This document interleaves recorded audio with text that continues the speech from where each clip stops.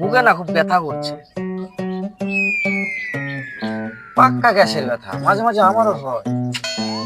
আরে না রে, কাল সকাল থেকে বুকে ব্যথা করছে। আরে এটা শিওর গ্যাসের ব্যথা, তুই কেন চিন্তা করছিস? লুডু খেল। আরে কি হয়ে গেল রে? কালকে দোকানে গেল, বিড়ি চাইলো, আমি দিলামও, বসে বসে খেলো। হঠাৎ করে এই আজকে সকালে শুনি এই। মালটা খুব ভালো ছিল, মেয়েদের প্রতি কোনো বাদ বিচার ছিল না। ঠিকই বলেছিস, মালটা এক নিঃশ্বাসে একটা ৬৭ খেয়ে নিত। কিভাবে হলো এরকম? মালটার হার্ট অ্যাটাক হয়েছে। কাল সকাল থেকেই বলছিল বুকে ব্যথা, বুকে ব্যথা। কোন ভালো আছোদা বলেছে যে গ্যাসের ব্যথা।